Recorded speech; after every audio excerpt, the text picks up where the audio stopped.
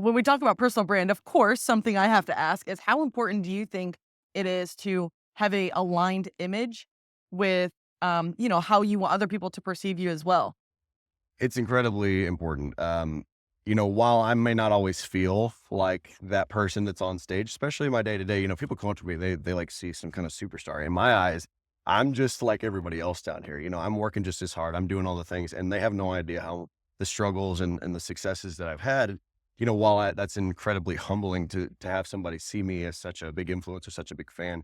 For me, it's like, I'm gonna keep playing every single show like it's my last. I'm gonna, show up and give it my all, even when I don't feel my best, Yeah. or even when I'm just not mentally there. I mean, you have off days too? Yeah, Weird. right. Just like Weird. everybody else. Yeah. But it's tough because you do have those moments of doubt like we talked about, and that can definitely play into your brand. Hey everyone, welcome to the Tori Cruz Show, where we're shining a light on real conversations and transformational stories with some of the most dynamic entrepreneurs and faith-driven leaders you'll ever meet. I'm Tori Cruz, your host, entrepreneur, virtual stylist, and former Miss Missouri USA, ready to guide you along this exciting journey. This isn't just any podcast. It's your new home for stories that uplift, conversations that transform, and a community that feels like family. From the real challenges to the exhilarating moments of achievement, we cover it all, infused with adventure, laughter, insights, and heartfelt discussions. So settle in, make yourself comfortable, and let's get this show on the road.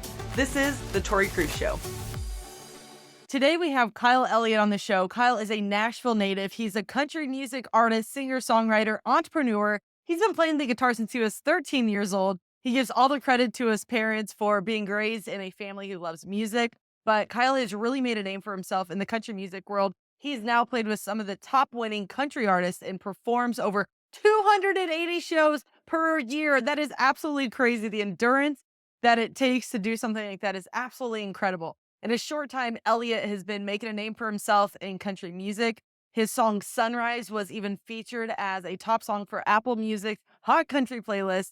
He's earned over 500,000 streams across all streaming platforms. You guys, Kyle Elliott is someone you want to follow. He's an incredible, passionate, talented, authentic country music artist. So without further ado, let's jump into the episode. Hey everyone, welcome back to the Tori Cruz Show. I am so excited to be standing here with Kyle Elliott. We are downtown Nashville. Kyle is a country artist. He's a songwriter. He's one of the best musicians playing right down here in Lower Broadway. That's behind us. I'm so excited. He is also a Nashville native, you guys. So unicorn right here. That's Welcome to the right. show. Thank you so much for having me. I appreciate it. This has been a long time coming We've to been film in, this show. we've been in the works for what, months now? 6 months, I think. Yeah. Months. Yeah. Yeah, it's so exciting because, I actually reached out to Kyle because I just honor and respect the grind that it takes to be a musician in this city. And you're playing at all of the, Miranda Lambert's bar today, Luke Bryan's. I'm going to go watch you play today. Up So and down the excited. strip. That's right. Yeah, everywhere. And you're on tour. And it's just, how many years have you been doing this? I've been full time for 8 years now.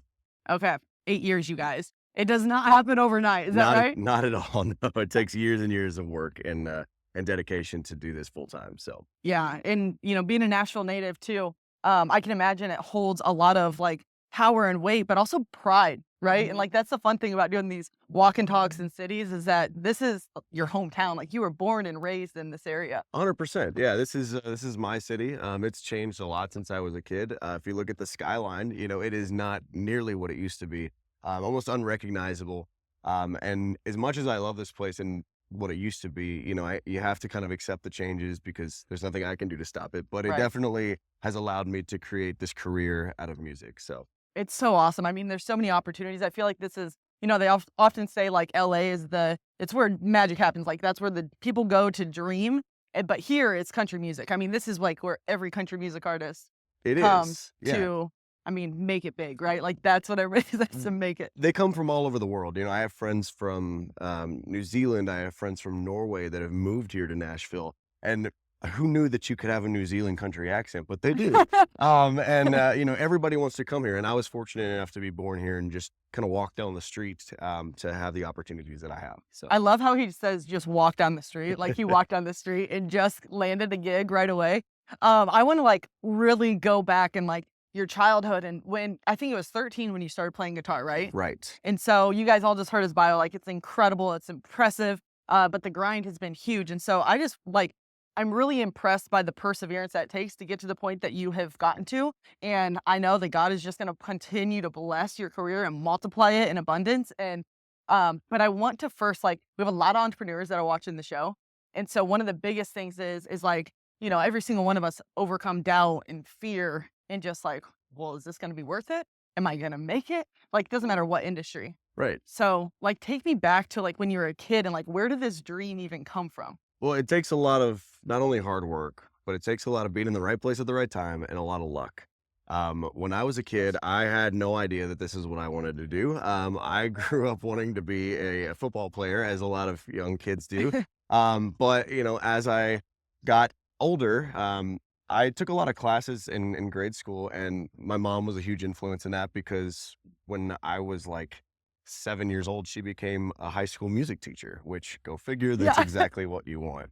But it was kind of at that point where I realized that I had a passion for it, even though I didn't have like as a as like a 10-year-old kid, you're taking music classes in middle school, and it's like, well, what does that actually mean, right? Right. You're in these classes, and it was just it was just something that I was kind of encouraged to do Mhm. because my mom, was the one teaching it, and so for years I was taking these classes, and when I graduated high school, I was like, well, what the heck am I going to do? And I'd learned to play guitar, like you said. I picked up the guitar at 13, and I did it because my mom's students were doing it. I thought it was what the cool kids were doing, and it just was kind of something that intrigued me to do. And so I sat in my room every night for hours on it until my fingers would literally bleed, to the point where I just couldn't put it down. It was just something I was so passionate about.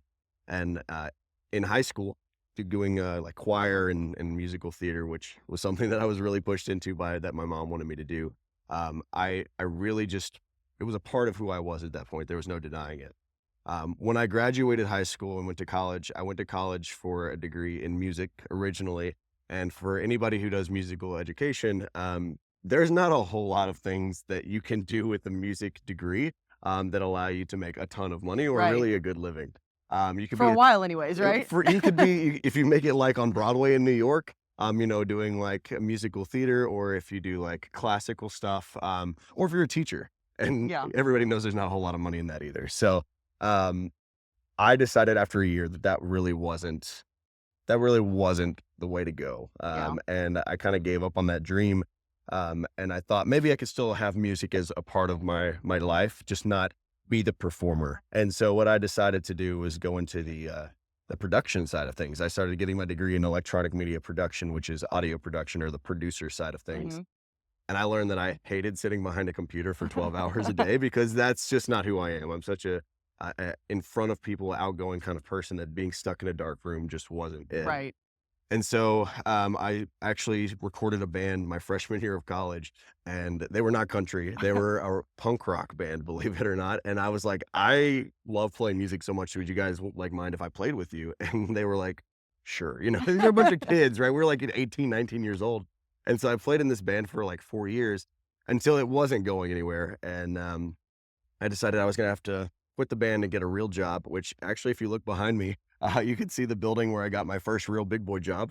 I was a, um, I was a call center rep for a rideshare company, and I hated it. I absolutely hated that job. We all have those jobs where it's like, oh my gosh, what were But we doing? but you had to do what you had to do, exactly. right? And so after about 6 months of doing that, I realized something from my life was missing, and that something was music. And so I picked up my guitar and I started writing my own songs.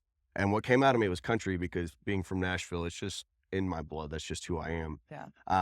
And so I played my first writer's round with the one song that I had written, which anybody in the music industry will tell you, never, never go put your first song out there. Write 100 songs and put the 101st song out there. I put the very first one out. And it didn't go well. Let me tell you, I had to learn a lot of things, but from that, I was kind of just so passionate about what I was doing that I knew that that was what I had to do. And Mhm. so I started writing songs. I joined organizations. I did writers rounds, which are just opportunities to share your music with other people. And I met people, and I just started doing these things more and more until I had to quit my job because not only did I hate it, but it was keeping me from doing my music. And so for years I worked odd jobs trying to just make it work. And before you knew it, it was the opportunities started coming about, and I got other opportunities from other jobs that allowed me to start playing music. And so one thing led to another.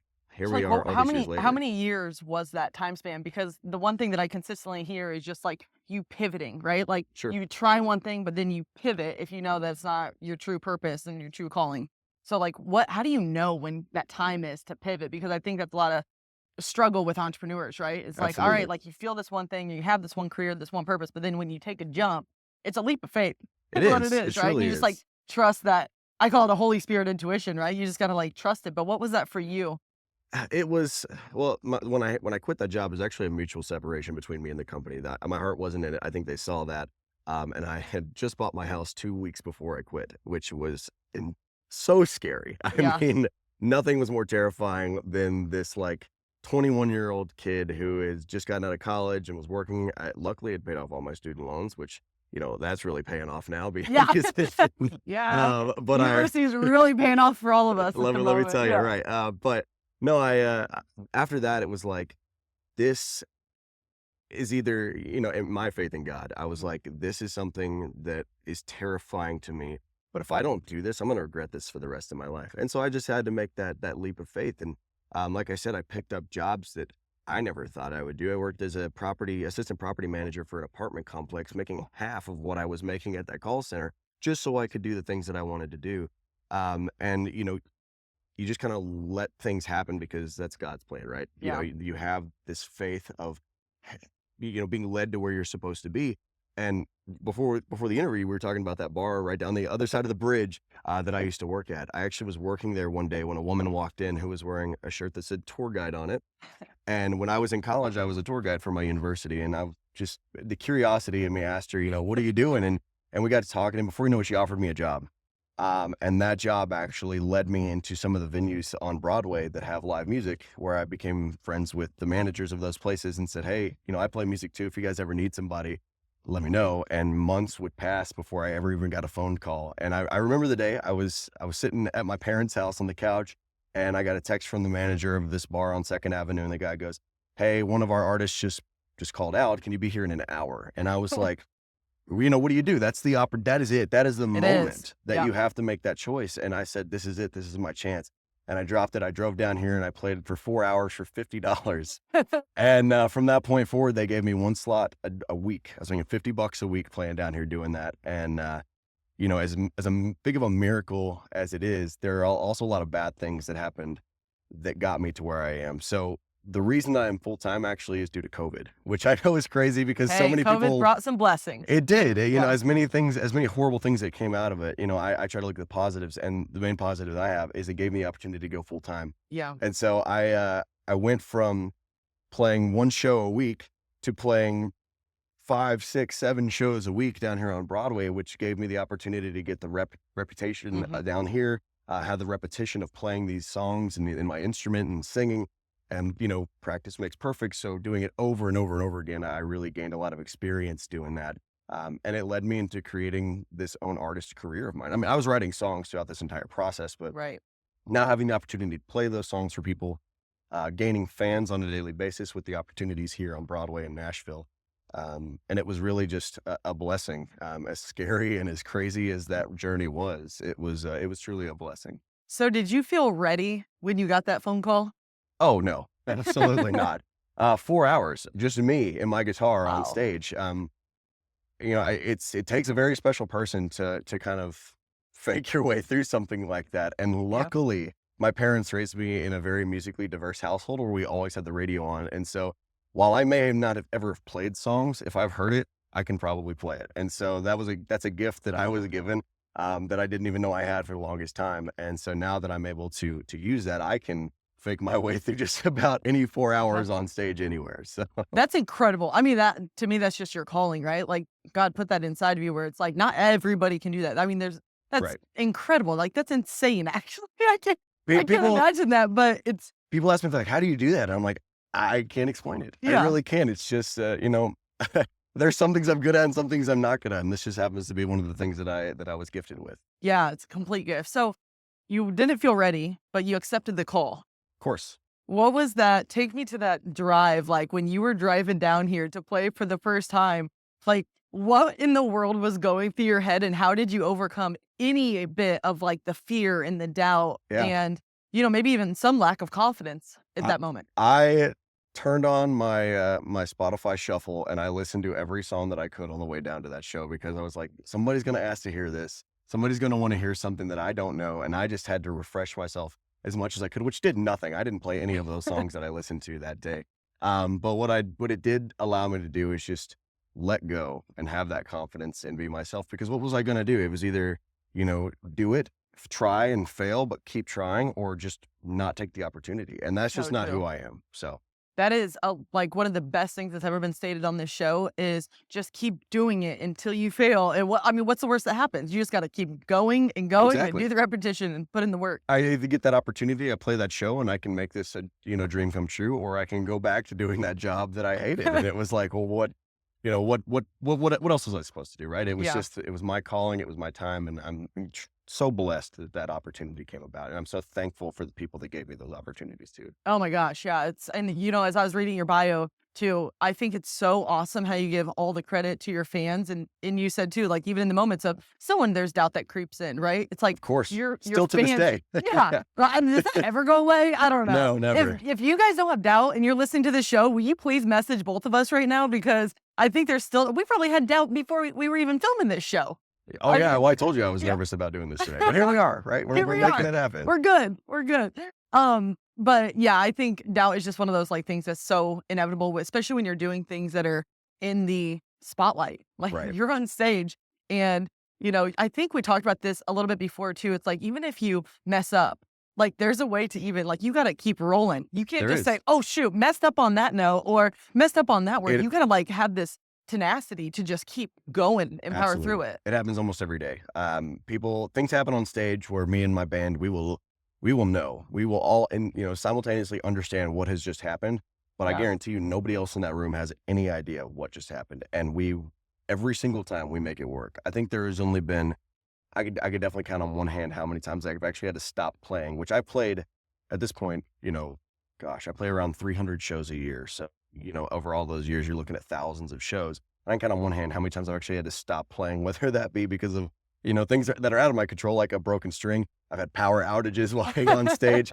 Or, somebody asked me to play a song that I thought that I knew that I ended up not knowing. And instead of butchering it and enforcing it, and, people getting up and leaving, which these venues obviously don't want, stop and be like, hey, I gave you my best shot, but, we'll try again on the next one. Let me know Right. what else you want to hear. And so it's accepting those failures, but also taking that chance to try something that you've never done before. And I still do it every single day. It seems Yeah. like there's something that comes up that I end Kind up of having feels to do. good though, right? Like it feels good when you overcome something that's just Yeah. so challenging and then you're like, "Oh crap, I don't know if I can do this, but we're going to give it our best try." Well, I was playing with a young lady a couple of weeks ago where I got asked to play like a Rascal Flatts song, and I'm a huge Rascal Flatts fan. And I was like, I know that song, I can do it. And I started playing it in the rhythm, which if you don't play an instrument, playing a rhythm and singing a different rhythm are like doing two things at once. It's like walking and chewing gum, but like times 10. Yeah. And I was like, I can't sing this pattern while playing this one. And luckily the young lady on stage with me knew the song enough to where she sang it while I played it. And it went over like we'd rehearsed it 1,000 times and nobody knew. That was actually the first time me and her had ever even shared the stage together, let alone sang Wow. together. So Okay, so that just like something just came up when you said that. How important do you think it is for like collaborations and partnerships, no matter what industry you're in? sure. But have you found a difference from when you're like playing by yourself to then the energy and just the growth that you have when you're playing with other people and collaborating? Absolutely. Some of the first songs that I wrote that I thought were worthwhile were co-writes with other songwriters. And that opened the opportunity of, hey, I don't have to do all this on my own. Mhm. But sometimes you do. Sometimes you do need to do Yeah. it on your own. And there are songs that I've taken years to write, and I took to multiple people that just didn't quite understand what I was trying to do. And it takes the right person, and sometimes it just takes a little bit more time with yourself. But on stage, as you're well aware of, you have a brand, right? Yeah. And my brand is very important to me. I've taken years to build up this, respectable brand. And while we have a lot of fun on stage, there are a lot of other acts that don't really put forth the same energy or don't put forth kind of the same morals that I want to put forth. And sometimes we have to substitute players in and out. And I will meet people who are incredible players, but just don't have the same mentality or the same brand awareness that I want for me.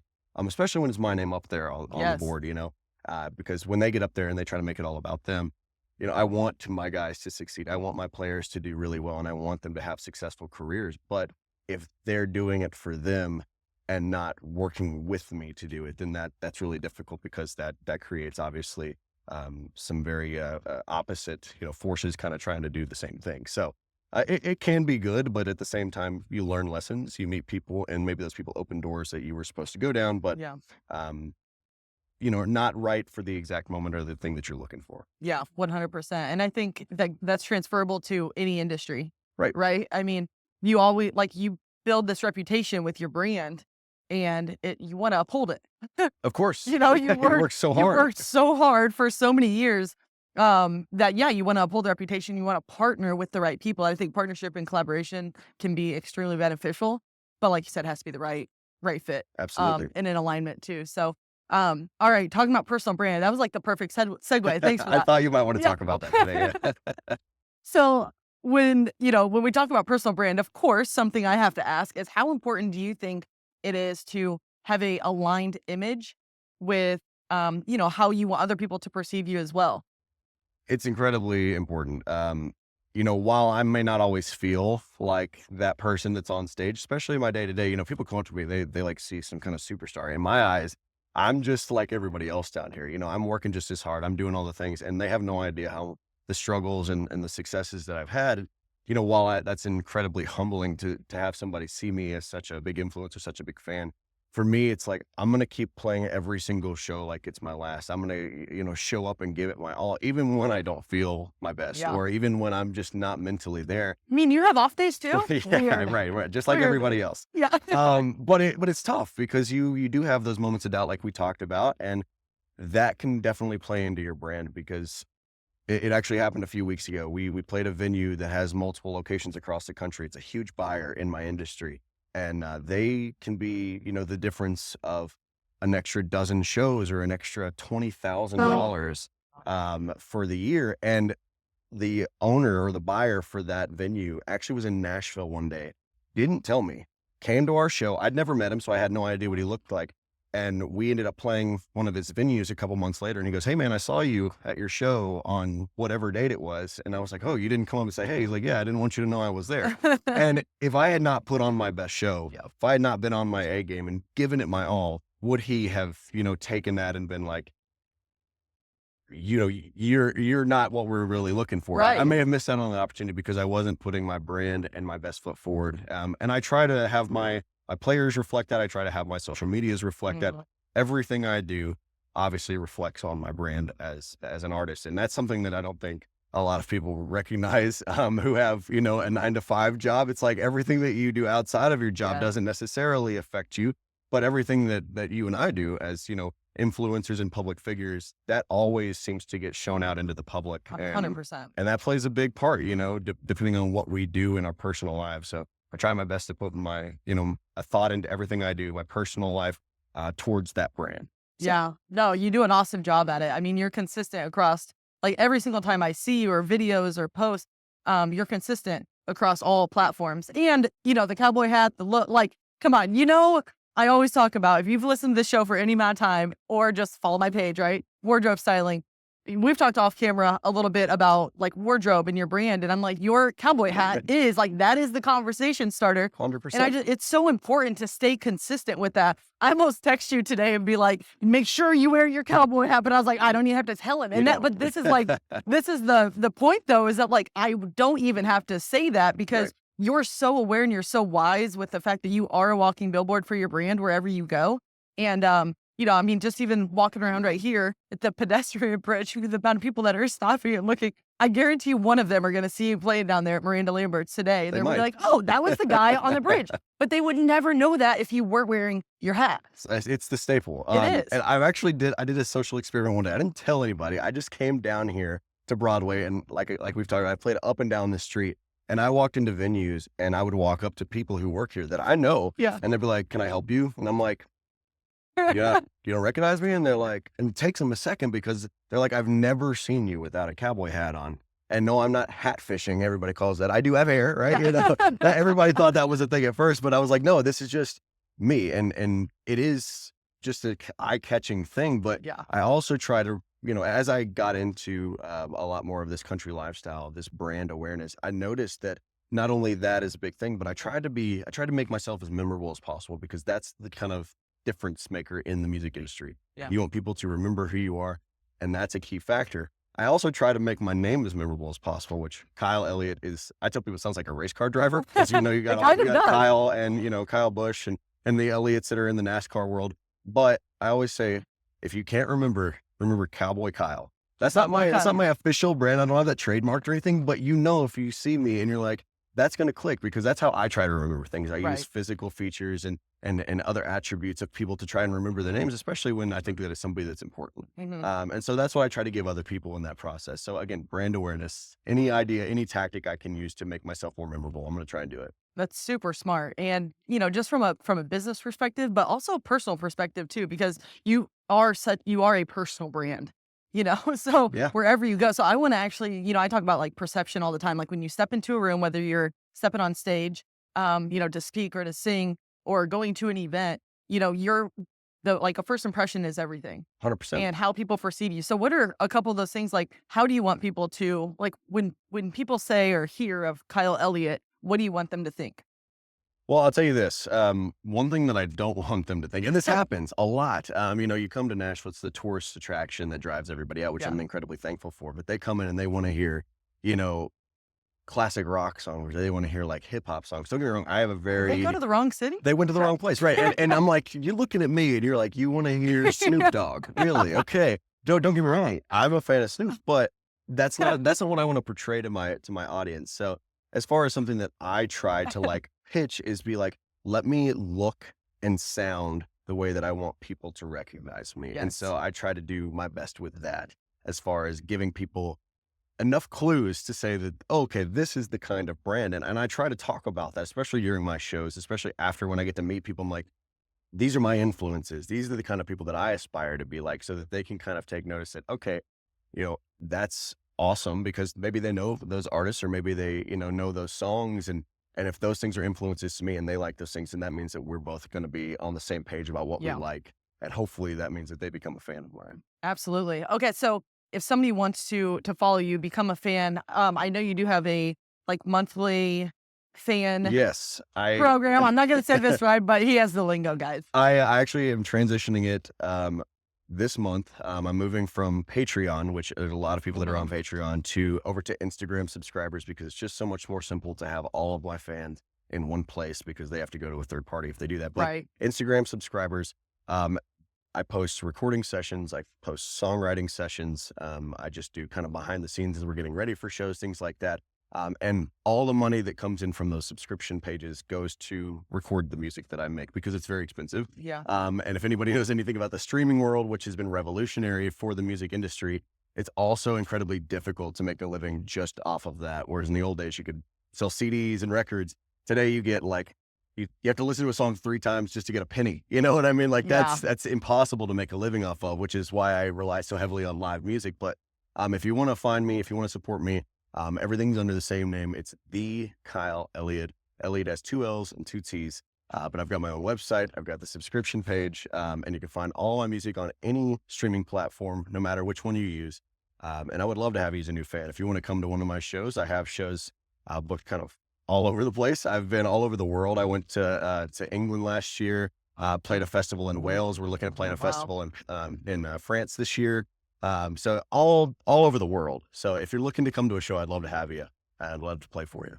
So coming up here, I think you said January through April, you're going to be a little bit more on tour, traveling as well. Yeah. So I've really kind of looked at the nuts and bolts of what people are really looking for when they come to a show. And you and I both know, we've been to ticketed shows where you show up to a concert, and if you know every song, that's great. That's probably what's keeping you most entertained. But if you're giving somebody that you're not super familiar with a shot, you don't want to be standing there listening to songs that you've never heard and be like, okay, like I'm just waiting for the next song to happen. So I kind of created this custom show where I'm giving people the opportunity to be interactive. There's the opportunity to have kind of this Q&A form where each song you rate the song and then you can like leave notes about it and stuff. And then I collect all that information, and based off of what the fans like versus what I like, I'm going to pick what song to release next, because all the music that I'm going to be playing on this tour is stuff that's not released yet. It's all brand new music you've never heard, but I want to be an intimate situation where we can ask questions, we can talk, because I think as a fan of other artists, I would love the opportunity to ask some of my favorite artists, why'd you pick this song? Why'd you write this lyric? And I want to give people that opportunity. And so I think I can create those personal experiences and create fans for life versus just relying on social media to do the work for me. I want to be able to connect with those people because those people will be lifelong fans if that happens. Yeah, when it happens. When it happens. They already are There we lifelong go. fans. Let's go. So what is the motivation behind this new album that's coming out? It's a long time coming. Music very expensive to produce. I've released 12 songs since 2016, which again, very expensive depending on which route you go. And I want it to be as high quality as possible. Yeah. There are artists out there who can record themselves on their iPhone and then post it and it'll get millions of streams. I've not been that fortunate, but I also am somebody who studied Maybe music. it's the podcast highlight that's going to do it. Maybe, right. Maybe it's the podcast. I would not be mad at that at all. So if you want to carry me to fame, please do. Come on, let's go. But We'll all rise together. But no, it's I have these songs that I've been writing over the course of, the last 5 years, and they are partially experiences from my life, and some are other stories that other people have told me. So like, not just my experiences, because I only have 31 years of life experience. And there's so many people out there who have experienced not only adversity, but miracles and things. Yeah. And so I try to take other things that I hear about from other people and take those stories and put them on paper and then put music to them. And so some of the things are personal, like I said, but some of the other things are also imaginary. I mean, it's like my hopes and dreams or, things that have influenced me are other stories that I write about. And so it's a collection of past relationships. It's a reflection of my time away from my friends and family, because as a touring artist, like I said, I play 300 shows a year. Yeah. I think like 30 weekends out of the year, I was on the road. And so I didn't get to spend birthdays with my parents or my nephews or my sister.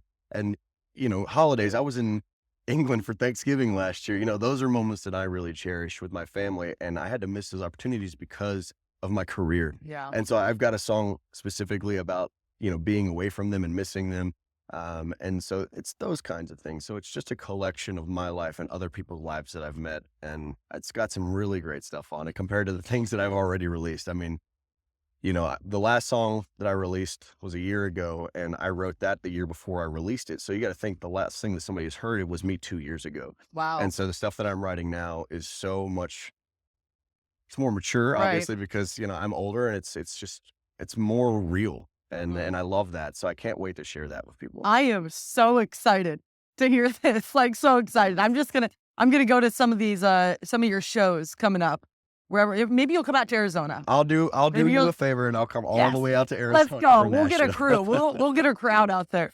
But no, so exciting. And I just I love the depth. And I just feel like just from listening to you, like this new album's going to have even more like depth and kind of like meaning to it than even the other ones. And I just, I've listened to all of your songs that you sing and produce, and they're fantastic. But I'm really excited about this new one because it sounds like a lot of like depth and meaning. And For sure.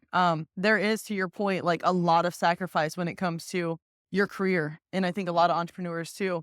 Like moving forward, do you think, because you're obviously only going to get more exposure, you're only going to be growing more and more. So like, Right. how do you plan to juggle that? I don't think there's ever really a balance, quote unquote, but like, how do you plan to kind of balance that life, or is it as you go and you'll figure it out? It is. Yeah. It's day Yeah. by day. It's figuring it out. And like I said, it's very expensive. So if I have the opportunity to record all of those songs, that would be fantastic. But it's probably more of recording one at a time and figuring out, which is partially why I want the feedback from the fans, is because Yeah. I want to know what they want to hear.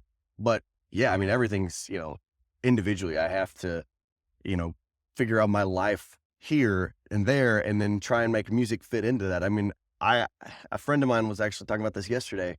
Back in 2018, when I first started my musical journey, I got in a car crash and I totaled my car, and I'd saved up like thousands of dollars to record a song, and I had to take all that money to put into a new car. And so it's like life doesn't stop just Yeah. because we're trying to create art. And so you just never know what's going to happen. But I have plans in place. I like to think that I'm pretty responsible when it comes to that. And and try to have, this idea of what it's going to look like. But every time I try to make plans, and you know this, every time we try to dictate what happens in our lives, if that's not what's meant to happen, that's not what's going to happen. Yeah. And so maybe these songs do happen, but maybe, somebody else comes into my life and opens up another opportunity that takes me in a completely different direction musically. You just never know. So Yeah. I'm willing to take opportunities that come about, but I'm also willing to pour everything I have into what I'm doing right now.